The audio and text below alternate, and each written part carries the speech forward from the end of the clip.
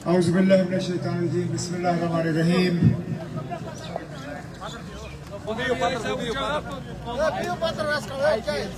National conference के मेरे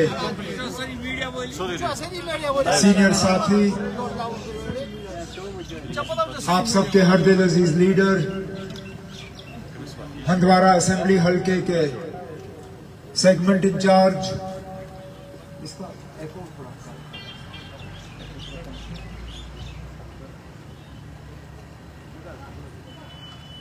आज के प्रोग्राम के मेजबान जनाब चौधरी मोहम्मद रमजान साहब, हमारे सीनियर लीडर और साथी साबका मेंबर पार्लियामेंट जनाब शरीफुद्दीन शारिक साहब, सूबाई सदर कश्मीर नासिर असलम वानी साहब, जिला सदर कैसर जमशेद लोन साहब, नेशनल कॉन्फ्रेंस के ट्रेजरर जनाब शमी ओबरॉय साहब, कांग्रेस के state secretary Ghulam Nabi loan साहब, district president Nazir Ahmad loan साहब, हमारे यहाँ पे डीडीसी जहूर अहमद मागरे साहब और आमिना मजीद साहिबा, हमारे स्टेज के सेक्रेटरी मागरे साहब, यूथ के मेरे यहाँ साथी बैठे हैं जाहिद मुगल, यहाँ पे तमाम नेशनल कॉन्फ्रेंस और कांग्रेस के ज़ोमाए किराम, ओहदेदार हजरात, वर्कर हजरात, भाइयों बहनों बुजुर्गों, मेरे तरफ से आप सबको अस्सलाम वालेकुम।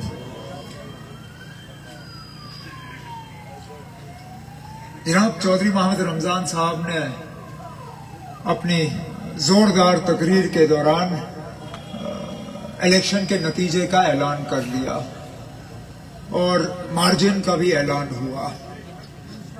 कोई अगर मैं सही सुन रहा था तो 1.5 लाख का मार्जिन जो है उसका ऐलान चौधरी साहब ने किया है। मैं इनकी इस बात से थोड़ा सा जो है इत्तेफाक करना चाहता हूं, सिर्फ इसलिए कि अभी तक मार्जिन एक भी वोट का नहीं है। मार्जिन 20 मई को तय होगा और अगर हमने आज से ही मार्जिन तय किया तो मुझे डर इस बात का है कि हम खुद ब खुद जो है वोटरों को कहेंगे कि तुम घर बैठो, हम जीत ही गए। और मेरे अपने नजरिए में वोटर को सबसे ज्यादा अगर किसी चीज से नफरत है वो इस चीज से है कि सियासतदान पहले ही तय करे कि वोटर ने क्या फैसला किया है। ज्यादातर वोटर जो हैं, जो किसी तंजीम के साथ जुड़े नहीं हैं, वो अपना फैसला शायद पोलिंग बूथ में अंदर जाने के बाद करते हैं। तो हमें आज से 20 मई तक लगातार कोशिश करनी होगी कि हम अपना पैगाम, अपनी बात, अपना एजेंडा में वोट दें। अभी तक अल्लाह के फजल से और मेरे साथियों के मेहनत से हमारे प्रोग्राम बहुत ही कामयाब रहे हैं और आगे भी हम इसी तरह जो है प्रोग्राम अपने जारी रखेंगे, क्योंकि मेरा मुकाबला किसी फर्द के खिलाफ नहीं है, मेरा मुकाबला किसी एक उम्मीदवार के खिलाफ नहीं है, यहां तक कि मेरा मुकाबला किसी यहां की एक सियासी तंजीम के खिलाफ भी नहीं है। मेरा मुकाबला इस इलेक्शन में दिल्ली की ताकत के खिलाफ है, बीजेपी के खिलाफ, नागपुर के खिलाफ, उनके करोड़ों अरबों रुपए के खिलाफ है, उनके एडमिनिस्ट्रेशन के खिलाफ है, जो हर मौके पर हमारे काम में रुकावट पेश करने की कोशिश कर रही है। यहां तक कि उनको मतलब मैंने कोई सियासी तकरीर नहीं की, मैंने कोई नेशनल कॉन्फ्रेंस का जो है मंशूर के बारे में बात नहीं की। मैं सिर्फ अगर इलाके में आया तो ये देखने आया कि सैलाब से मुतासिर जो लोग हैं उनके लिए हम क्या मदद कर सकते हैं। लेकिन उसमें भी बीच बीच में मेरे दौरे में रुकावट पेश करने की कोशिश की गई और बड़ी अजीब तरीकों से। मतलब यहाँ एक पुल है, हमें पुल पार करके दूसरे तरफ जाना था उस गांव को देखने के लिए, क्योंकि जो है वो आ रही थी। और मैंने फिर उनसे पूछा, मैंने कहा ये कैसा पुल है? इसको गिरने का खतरा सिर्फ यहां से जाते हुए गाड़ियों से है, वहां से आते हुए गाड़ियों से इस पुल को कोई खतरा नहीं है। ये मुझे समझाना ये किस तरह का निजाम है। फिर वो थोड़ा शर्मा गए, फिर कहा नहीं ना पुल ठीक है, यहां हमने कोई इंतजाम नहीं रखा है। हमने कहा कोई बात नहीं ना, फिर रखो इंतजाम, क्योंकि जाना है हमने इलाके में, लोगों को मिलना है, देखना है कितना नुकसान हुआ। तो चलिए आखिर में देर रात ही सही, लेकिन हम पहुंच गए। कहने का मतलब मेरा यह है कि जहां जहां ये एडमिनिस्ट्रेशन वाले हमारे लिए मुसीबत या मुश्किल पैदा कर सकते ये कर रहे हैं। और सिर्फ इसलिए, जैसे मैंने कहा, क्योंकि मेरा मुकाबला किसी एक तंजीम या किसी एक फर्द से नहीं है, किसी एक कैंडिडेट से नहीं है। पूरी दिल्ली की ताकत लगी हुई है आज नेशनल कॉन्फ्रेंस को गिराने के लिए। और क्यों? आखिरकार नेशनल कॉन्फ्रेंस की क्या खता रही? हमने कौन सा यहाँ हालात खराब किए? हमने बंदूक का सबसे ज्यादा अगर खमियाजा वर्दी वालों के बाद किसी ने भुगता है, वो नेशनल कॉन्फ्रेंस ने भुगता है। कितने घर नेशनल कॉन्फ्रेंस के तबाह हुए इस मिलिटेंसी के दौरान, कितने मेरे साथी कुर्बान हुए। किस किस के मैं नाम लूं जिन्होंने मिलिटेंसी के दौरान अपनी जान की कुर्बानी दी। यहाँ मेरा नौजवान साथी कैसर बैठा हुआ है, कितनी कुर्बानी है इसके खुद के घर में, इसके वालिद साहब, इसके चाचा, कितने इसके रिश्तेदार इस मिलिटेंसी में कुर्बान हुए। मेरे साथी जो यहाँ बैठे हैं, इनके कितने वर्कर मारे गए। लेकिन हम मौक़िफ़ से पीछे नहीं हटे, हमने लोगों को धोखा नहीं दिया, हमने हालात जो है बिगाड़े नहीं। चलिए, इन बीजेपी वालों को ये हमारी बात कबूल नहीं। ये हमसे पूछते हैं आपने क्या किया, 70 साल में नेशनल कॉन्फ्रेंस ने क्या किया। मैं बताता हूं हमने क्या किया जनाब। हमने जम्मू कश्मीर में इक्तिसादी गुलामी जो है उससे लोगों को आजादी दिलवाई। जब शेर कश्मीर ने यहाँ मुफ्त में जमीनें बांटी,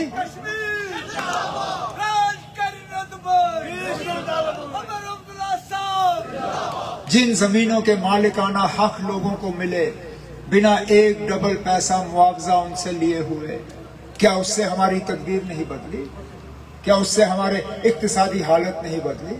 आज पूरे मुल्क में अगर देखें तो बाकी रियासतों के मुकाबले शायद सबसे कम शायद सबसे कम गुर्बत जो है वो जम्मू कश्मीर में है। सियासी गुलामी, हमारी आवाज कहां थी जब शेर कश्मीर ने अपना मिशन शुरू किया? हमें बोलने की आजादी कहां थी? हमें अपने हक के लिए लड़ने की आजादी कहां थी?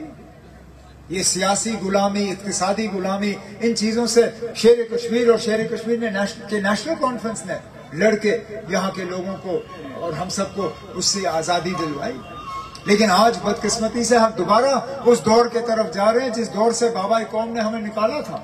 एक बार फिर हमारी जमीनों को खतरा है, हमारे रोजगार को खतरा है, हमारे मुस्तकबिल को खतरा है, हमारे नौजवानों को एक बेहतर मुस्तकबिल दिख नहीं रहा है। आज आप किसी सरकारी दफ्तर में जाओ तो आपसे बात करने वाला कोई नहीं है, आपको पहचानने वाला कोई नहीं है, आपकी ज्योग्राफिया को जानने वाला कोई नहीं है। आपको कोई एक अफसर हरियाणा का मिलेगा, कोई पंजाब का मिलेगा, कोई गुजरात का मिलेगा, कोई राजस्थान का मिलेगा, कोई तमिलनाडु का मिलेगा, आपको अपना नहीं मिलेगा। मुलाजिम जब बाहर से आते हैं, चाहे वो बैंक का मुलाजिम हो, चाहे सरकारी दफ्तर का मुलाजिम हो, यहाँ का नहीं लगता, बाहर के लगते हैं।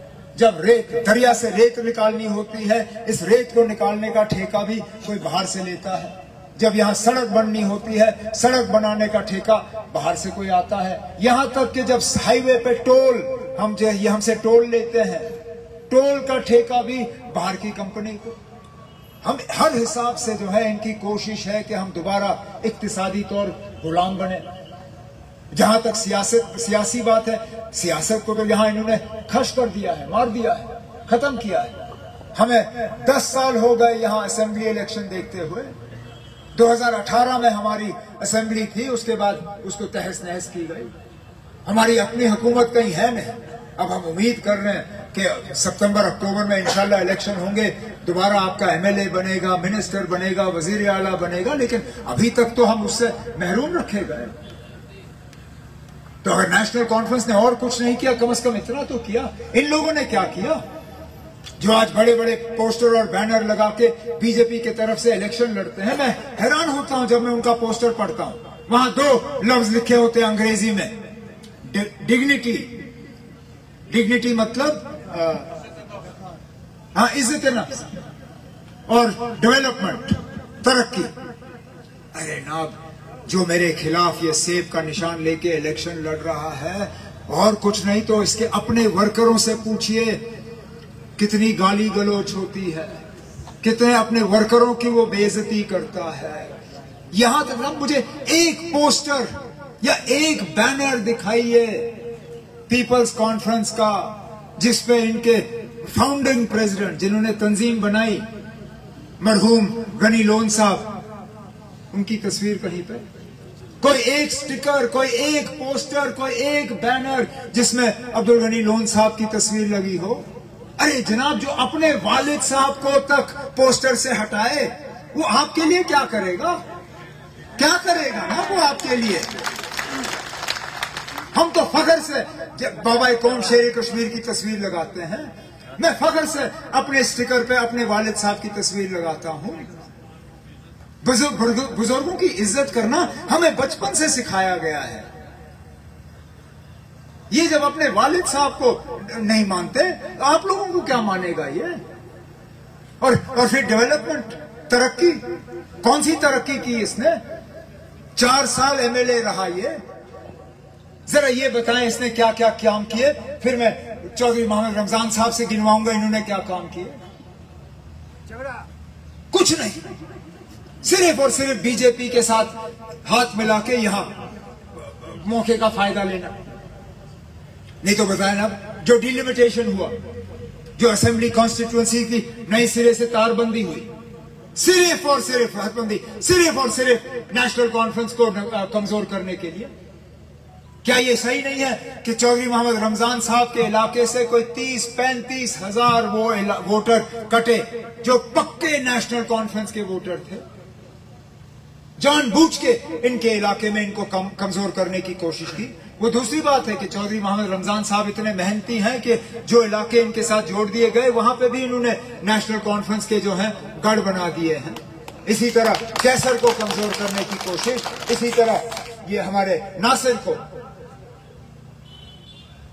सिर्फ और सिर्फ दिल्ली की कोशिश कि किसी तरह नेशनल कॉन्फ्रेंस कमजोर हो जाए। ये अपनी साजिशों में लगे हुए हैं। और कौन सी बीजेपी जो आज इस पूरे मुल्क में मुसलमानों के खिलाफ सिर्फ नफरत और जहर फैलाने में लगे हुए हैं।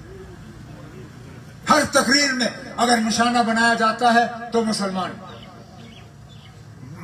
वजीर आजम साहब तकरीर करते हैं तो कहते हैं कि हिंदुओं खबरदार रहो, अगर कांग्रेस की हुकूमत आई तो ये मुसलमान जो हैं ये आपके जेवर खा जाएंगे। अरे ना, आज तक किस मुसलमान ने किसी हिंदू के जेवर खाए?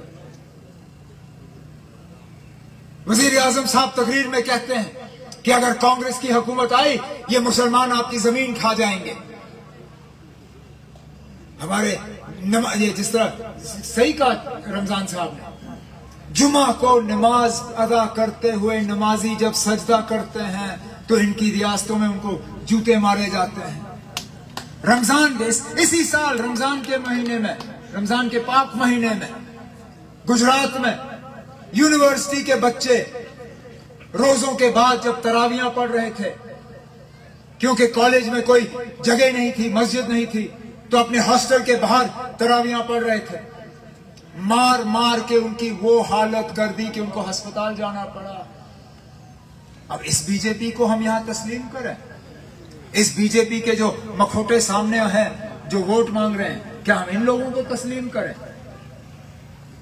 जिन्होंने यहां बेइज्जत किया हमें, हमारी शनाख्त, पहचान, वकार, वजूद सारा कुछ छीना? क्या हम इन लोगों से उम्मीद करें ये हमारी बेहतरी करेंगे, ये हमें इंसाफ देंगे, हमारी इज्जत करेंगे, हमें तरक्की देंगे? इसलिए मैंने कहा कि मैं ये इलेक्शन जो है किसी एक के खिलाफ नहीं लड़ रहा। और ये वोट भी जो आप डालोगे 20 तारीख को, अगर आपने हल के निशान पे वोट किया, ये वोट मेरे लिए नहीं है, ये वोट चौधरी मोहम्मद रमजान साहब के लिए नहीं है, शायद ये वोट आपके लिए भी नहीं है। ये वोट पूरे कौम के लिए होगा, क्योंकि हमने जो लड़ाई लड़नी है इस पूरे कौम के लिए लड़ना है। जो हमें हासिल करना है, इस पूरे कौम के लिए हासिल करना है। और इसमें मैं आपकी मदद चाहता हूं। इसमें मैं आपके जो है आपकी दुआओं के साथ साथ आपके कीमती वोट की मांग करने आया हूं, क्योंकि मैं इस लड़ाई में पीछे नहीं हटूंगा। आखिर कुछ तो होगा मुझ में कि श्रीनगर के लोगों ने एक बार नहीं लगातार 3 बार मुझे पार्लियामेंट भेजा। चलिए, पहली बार गलती से भेजा होगा, दूसरी बार मुझ पे एहसान किया होगा, लेकिन तीसरी बार तो कम से कम मेरे काम को, मेरे तौर तरीके को देख के उन्होंने मुझे कम से कम इतना काबिल तो समझा कि मुझे तीसरी बार पार्लियामेंट भेजा।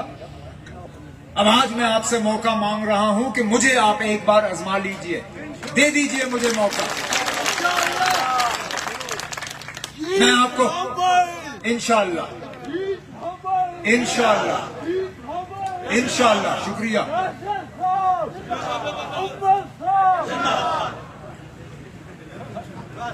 यही उम्मीद और गुजारिश करते हुए कि एक दिन आपने मेहनत करनी है। 20 मई को यहां वोट डालने का दिन है। उस एक दिन आप मेहनत करिए, फिर मुझ पे छोड़िए। इंशाअल्लाह अगले 5 साल तक दिन रात एक करके मैं आप लोगों के लिए मेहनत करूंगा।